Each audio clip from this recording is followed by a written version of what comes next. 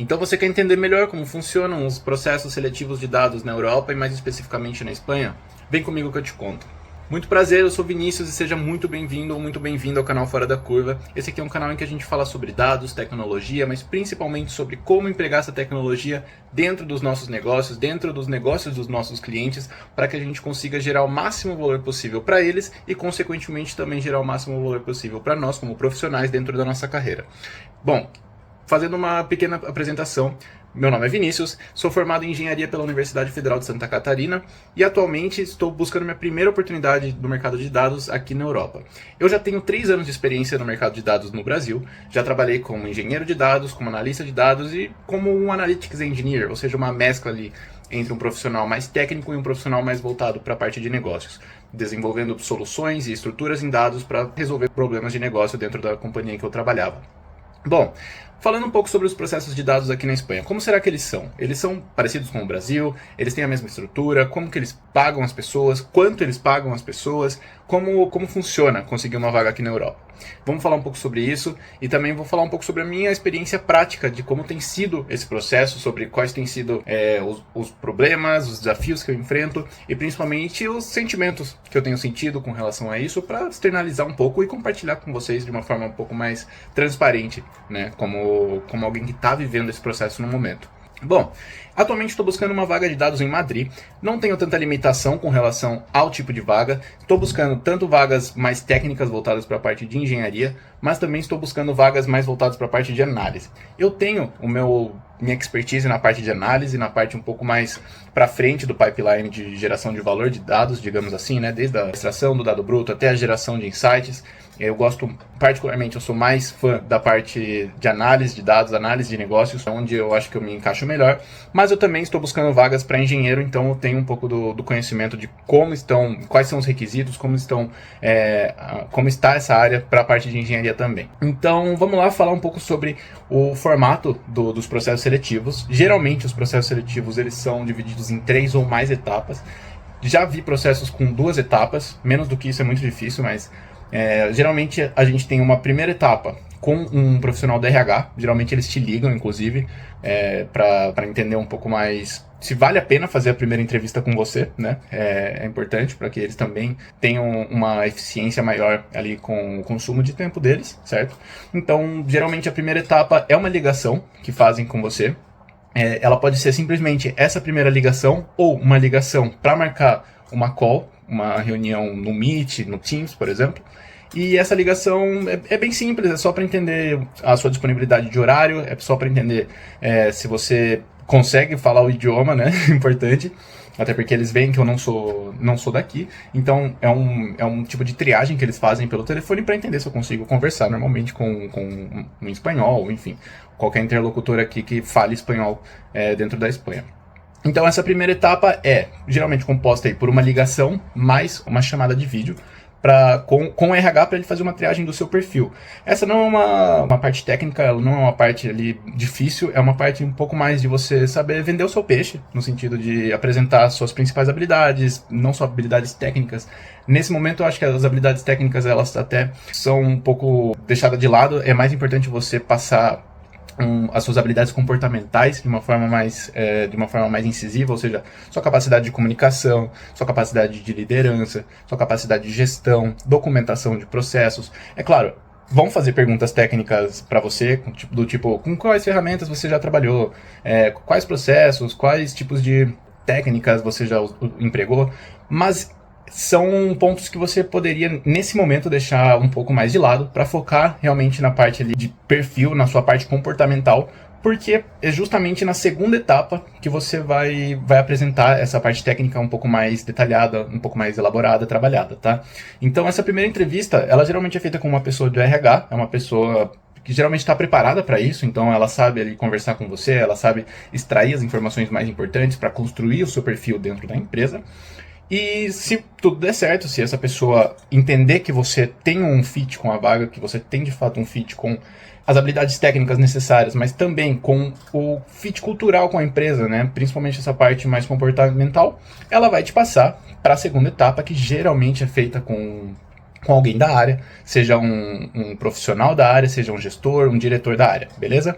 Nessa segunda entrevista é onde você vai brilhar com relação à capacidade técnica que você tem, com relação à sua experiência técnica, com a sua experiência de projetos, com as experiências que você já teve de resultados que você já empregou, tá? É uma parte, eu acho que é uma parte tranquila também, principalmente para quem tem um arcabouço técnico mais trabalhado, mas também é uma parte legal para você trazer novamente o seu compromisso com a equipe, trazer a sua parte comportamental, as suas soft skills, porque é com esse time principalmente que você vai trabalhar diariamente. Então é legal você vender o seu peixe de uma forma que você mostre que você é uma pessoa legal para se trabalhar com, porque é com essas pessoas que você vai trabalhar e principalmente é com você que essas pessoas vão trabalhar. Então venda-se de uma forma mais voltada para sou um bom profissional, mas também sou um bom profissional para se trabalhar com. Essa é uma parte importante.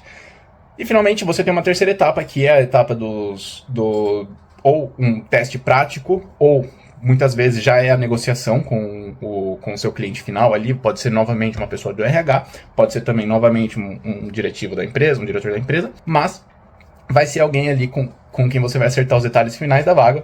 Eu já passei uma vez por esse processo, por isso eu posso te falar sobre como tem sido. Ainda não consegui o meu sim final, já consegui uma vez ser contratado, mas me demitiram antes de eu começar a atuar na empresa. Posso deixar isso para outro vídeo, é uma boa história também. Mas essas são geralmente as 3 etapas principais de um processo seletivo aqui na Espanha.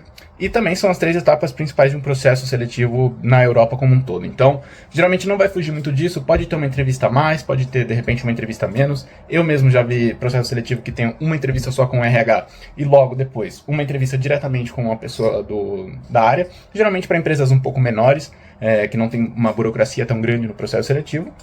Mas enfim, vai depender aí da empresa que você está se aplicando. Pontos importantes desse processo. Você precisa muito bem entender o conceito de funil de empregabilidade, o conceito de funil de contratação. É o mesmo conceito de um funil de vendas que você já deve conhecer se você trabalha no mercado de dados, principalmente já trabalha com dados de marketing, dados financeiros, dados comerciais, né? A gente tem um funil que é basicamente a quantidade ou a capacidade de conversão de uma etapa para outra ali das oportunidades que você gera. Ou seja, no topo do seu funil você gera muita oportunidade. No caso de vendas, você gera leads e pessoas interessadas no seu produto. E no final do funil você tem de fato ali aquilo que é consumado, aquilo que é positivado, ou seja, a sua conversão geral de oportunidades em venda. Ou no nosso caso, a conversão geral de oportunidades em contrato. O que você está buscando aqui é um contrato. E quanto mais oportunidades você gera no topo do seu funil, é claro que mais oportunidades você vai ter de gerar um contrato para você, certo? Então, o mercado europeu, assim como o do Brasil também, e eu diria que no resto do mundo, o mercado de dados ele trabalha muito com volume de oportunidade gerada, certo? O que significa isso? Quanto mais oportunidades você gerar no topo do seu funil, mais chance você vai ter de ser contratado. É por isso que você precisa ter um processo muito bem estabelecido, uma rotina muito bem estabelecida de aplicação para vagas aqui na Europa. Porque, principalmente pelo LinkedIn, que é uma ferramenta legal para se buscar vagas, mas é muito difícil de ter um retorno positivo de lá, ou pelo menos um retorno positivo num curto espaço de tempo, certo? É mais inteligente você fazer isso aplicando para muitas vagas, tendo um topo de funil muito bem alimentado, para que essas múltiplas oportunidades que você tenha se convertam ao longo do seu funil de contratação, ou seja, para dessas vagas aplicadas você tem uma porcentagem que vão virar uma ligação do RH, uma outra porcentagem que vai virar uma conversa com o pessoal mais técnico e finalmente uma outra porcentagem que vai virar um contrato, né, uma proposta. Então essa é uma segunda coisa importante para se entender do mercado europeu. É um mercado em que sim, existem muitas vagas para profissionais qualificados, existe muita oportunidade, existe demanda por essa mão de obra qualificada, mas não é tão simples de conseguir essa primeira vaga, principalmente essa primeira vaga, essa entrada no mercado não é tão simples. E para isso você vai precisar de um processo, uma rotina, praticamente um algoritmo sagrado de envio de currículos, de aplicação para vagas, para que você gere cada vez mais oportunidades e vá não somente aumentando a quantidade de vagas que você vai passando nos processos, mas principalmente que você vá otimizando a sua apresentação nas entrevistas. Isso é muito importante. Quanto mais entrevistas você faz, melhor você aprende a fazer entrevistas e mais você vai se ligando naquilo que é mais importante para os recrutadores, no que eles mais querem ouvir de você e principalmente em como você vai falar o seu background, porque não é somente o seu background que é importante. É importante também a forma que você apresenta o seu background. Eu diria que é mais importante do que o seu background. Então, o mesmo projeto, o mesmo resultado que você teve, ele pode ser passado de mais de uma forma, certo? E existe uma forma ótima de você passar a noção do que você já fez, das experiências, dos resultados, dos sucessos que você já teve na sua carreira. E a única forma de você trabalhar, esculpir, lapidar essa forma de contar essa história é contando ela muitas e muitas vezes e entendendo a reação das pessoas sobre ela. Porque muitas vezes você tem uma ideia na sua cabeça daquilo que você já fez e você vê de uma forma grandiosa, e eu espero que você veja assim também os resultados que você já teve. Eu espero que você tenha orgulho deles, mas muitas vezes não é tão simples de transmitir esse orgulho que você tem, ou pelo menos de transmitir de uma forma que gere valor para o seu interlocutor. E é muito importante esse processo de treino e de fazer entrevistas para justamente você otimizar essa oratória, otimizar esse storytelling, beleza? Então, por isso, aplicar para muitas e muitas e muitas vagas. Vamos para a parte de salário, mais ou menos para a gente se localizar aqui como está funcionando o mercado de dados. É claro que para cada tipo de especialidade em dados, a gente vai ter um salário diferente para júnior, para pleno, para sênior. Então, as 3 principais especialidades em dados que a gente vai falar aqui, por exemplo, são engenheiro de dados, cientista de dados e analista de dados. O engenheiro e o cientista de dados são profissionais um pouco mais valorizados. Imagino que até no Brasil também seja dessa forma. É claro que para o mesmo nível, a gente está falando do mesmo nível de senioridade, né? Então, um analista sênior, ele vai ganhar mais do que um engenheiro júnior, por exemplo. Mas, quando a gente trata do mesmo nível de senioridade, os cientistas de dados e os engenheiros de dados têm salários maiores aqui na Europa. Falando especificamente da Espanha, né? Que é onde eu mais tô me ligando aqui das vagas. Quanto que é, mais ou menos, o salário de cada um? Vai depender bastante da empresa, claro, vai depender bastante do seu currículo, da sua trajetória, sua experiência. Mas a gente pode falar que um profissional júnior de análise de dados está entrando para ganhar entre 25 e 30 mil euros por ano. Aqui é até legal você entender isso na hora de formular uma proposta, porque eles pedem para você formular uma proposta salarial. Eles não contabilizam o salário mensal como a gente costuma fazer no Brasil. Eles pedem para você calcular um salário bruto por ano, ou seja, um salário antes de ser deduzido dos impostos, tá? Então, geralmente, para um profissional júnior, profissional que tem alguma experiência, ou nenhuma experiência, mas tem uma formação, pelo menos uma formação acadêmica, ou uma formação de pós-graduação na área, eles vão sugerir um salário entre 25 e 30 mil euros por ano, tá? Para um profissional pleno, entre 30 a 45 mil. Para um profissional sênior, de 45 até o infinito, né? Aí vai depender realmente da sua capacidade de geração de valor nesses negócios. Profissionais, que nem eu falei, engenheiros e cientistas, acabam ganhando um pouco mais. Vamos falar aí que um engenheiro vai estar, um engenheiro júnior, na faixa dos 30 mil. Um engenheiro pleno também, na faixa dos 45 até 50 mil. E um engenheiro sênior do infinito e além também, tá? O cientista, mesma coisa, eu diria que é a mesma coisa do engenheiro.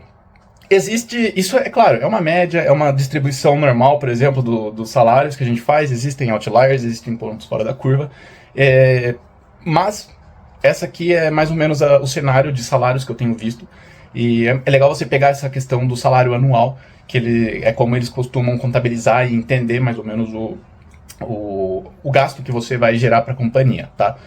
Bom, finalmente falando aqui sobre os portais de contratação, né? Eu falei um pouco sobre o LinkedIn, que é legal você gerar bastante oportunidade por lá. Uma visão que é legal de passar é que a minha experiência no LinkedIn não tem sido muito boa, tá? Eu me candidatei nos últimos 2 ou 3 meses, que foi desde quando saiu minha permissão de trabalho aqui na Espanha, me candidatei para mais ou menos 200 vagas. É bastante coisa, tá? E assim, eu consegui pouco, se não nenhum resultado no LinkedIn. Eu acho que foi 1 ou 2 empresas no LinkedIn que me chamaram no e-mail, e nenhuma delas assim foi realmente para frente o processo, tá? Por outro lado, no InfoJobs, eu me candidatei para 30 vagas e cerca de, se não me engano, 7 empresas me chamaram, tá? Então, 7 empresas me ligaram, das quais pelo menos 4 eu fui até a segunda etapa, e em uma delas eu fui contratado, mas eu não consegui começar a trabalhar, como eu já conversei com vocês. Então essa é uma história para outro vídeo, que vai ser muito boa. Mas enfim, a única oportunidade que de fato eu cheguei até o final foi pelo InfoJobs, e foi com um volume de boca de funil muito baixo. Então pode ser uma visão para passar para vocês, tentar se aplicar por outros lugares além do LinkedIn, tá?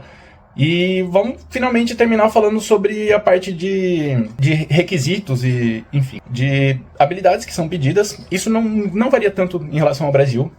Um profissional de dados ele tem que ser muito bom em SQL, tem que ter conhecimento em Python, tem que ter conhecimento em Power BI ou alguma outra ferramenta de visualização, tem que ter conhecimento em parte de automatização de processos, até porque essa é uma forma de um analista de dados gerar valor para um negócio, automatizando processos.